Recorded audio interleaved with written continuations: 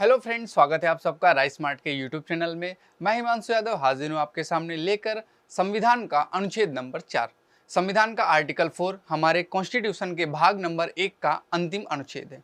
हम उसी आज इस क्लास में चर्चा करने वाले हैं। इससे पहले हमने अनुच्छेद 1, 2 और 3 देख लिया था, उसे हम आगे डिस्कस फिर से कर लेंगे। फिलहाल अगर हम बात करें संविधान के अनुच्छेद नंबर 4 की, तो अनुच्छेद नंबर 4 क्या कहता है?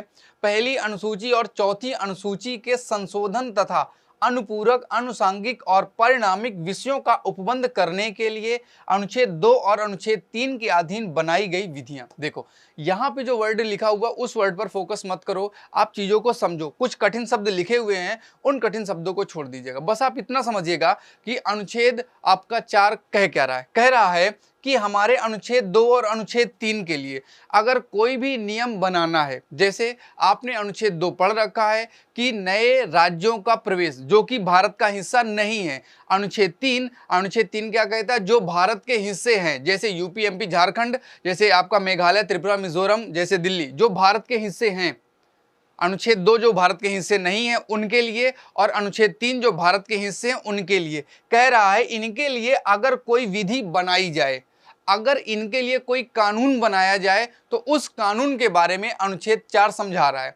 इतना ही नहीं, साथ ही साथ चौथी अनुसूची और पहली अनुसूची के बारे में भी डिस्कस करता है कि पहली अनुसूची और चौथी अनुसूची में अगर हमें संशोधन करना पड़ रहा है तो उसके लिए क्या है? बहुत ही सिंपल शब्दों में लिखा गया है कि 368 के प्रयोजन के लिए इस संविधान का संशोधन नहीं समझी जाएगी। मैंने इधर का पार्ट 1 छोड़ दिया, अनुच्छेद 4 का एक क्लॉज छोड़ दिया, सीधे आपको बताया अनुच्छेद 4 का क्लॉज नंबर 2। क्यों? क्योंकि हमने जो पीछे से पढ़ना शुरू किया था उसके सीक्वेंस को समझने के लिए, इसे हम थोड़ा सा बाद में पढ़ेंगे। पहले इसको फिर से समझते हैं।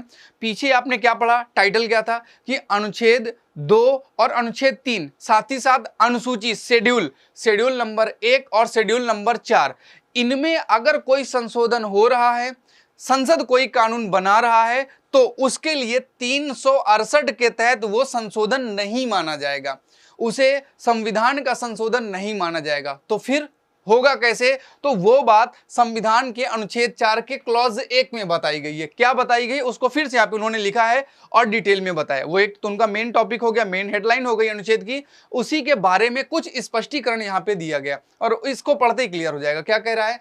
अनुच्छेद 2 या अनुच्छेद 3 में निर्दिष्ट किसी विधि में पहली अनुसूची और चौथी अनुसूची के संशोधन के लिए ऐसे उपबंध अंतर्विष्ट होंगे जो उस विधि के उपबंध को प्रभावी करने के लिए आवश्यक हो, तथा ऐसे अनुपूरक, अनुसांगिक, पारिणामिक उपबंध भी अंतर्विष्ट हो सकते हैं जिन्हें संसद आवश्यक समझे।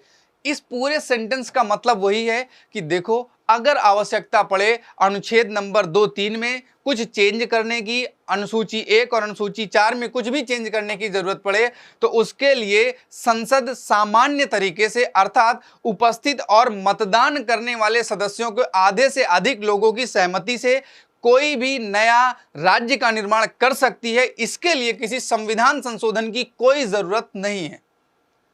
मतलब फिर से समझो कि अगर आपको नया राज्य जोड़ना है, श्रीलंका भारत में शामिल करना, सपोज दैट भूटान शामिल करना, तो अनुच्छेद 2 के तहत शामिल होगा और इस कार्य के लिए 368 के तहत संशोधन की कोई जरूरत नहीं है।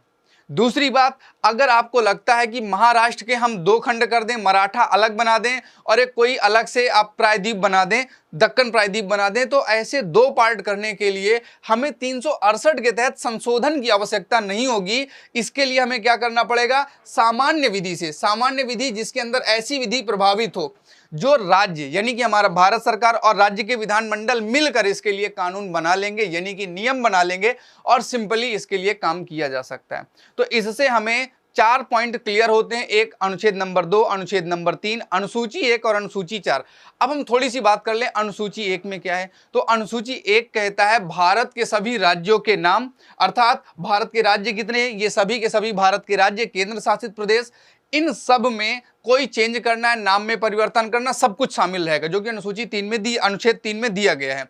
इसके अलावा अनुसूची 4 क्या कहती है कि राज्यसभा की सीटों का आवंटन, राज्यसभा की सीटों का आवंटन, एलोकेशन ऑफ सीट इन राज्यसभा, कहने का मतलब आपने सुना होगा कि यूपी से राज्यसभा की 31 सीट हैं, कहीं से कितनी सीट है, कहीं से कितनी, तो हर राज्य से कुछ केंद्र शासित प्रदेशों से राज्यसभा की जो सीटें हैं उनकी नंबरिंग कितनी होगी वो यहां पे बताया गया। जैसे मान लीजिएगा अभी मैं वर्तमान की बात करूं कि हमारे पास जो हमारा राज्य है दिल्ली, एक यूपी की अगर हम बात करें तो 31 राज्यसभा की सीटें हैं, लेकिन यूपी के हम दो पार्ट कर दें, एक आपका पूर्वांचल बना दें और एक आपका पश्चिमांचल बना दें, एक हरी प्रदेश बना दे, कुछ भी, तब राज्यसभा की सीटों को भी हमें क्या करना पड़ेगा, दो पार्ट में डिवाइड करना पड़ेगा।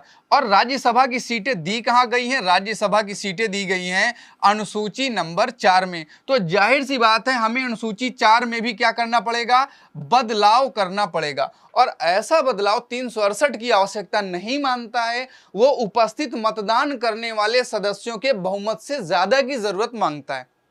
मान लीजिएगा लोकसभा में ऐसा प्रस्ताव आया, तो लोकसभा की टोटल सदस्य संख्या वर्तमान में है 543, लेकिन जब वोटिंग का समय आया, जिस दिन वोटिंग थी, जिस दिन फाइनल होना था, उस दिन उपस्थित थे मात्र 55 सदस्य।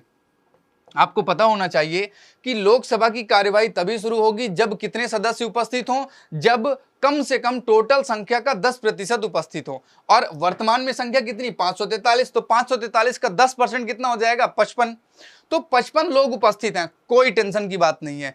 55 में से आधे से अधिक यानी कि 50% से थोड़े से ज्यादा लोग हां कर दें, केवल इतने लोग हां कर देंगे तो भी ये उस सदन से प्रस्ताव पारित माना जाएगा, अगले सदन में चला जाएगा, राज्यसभा में जाएगा, और फिर इसके बाद राष्ट्रपति, तो आपने पहले ही पढ़ रखा, अनुच्छेद 2 और 3 में कहा गया है कि राष्ट्रपति से पूछकर ही अध्यादेश बनाया जाएगा, तो वो बात अलग है।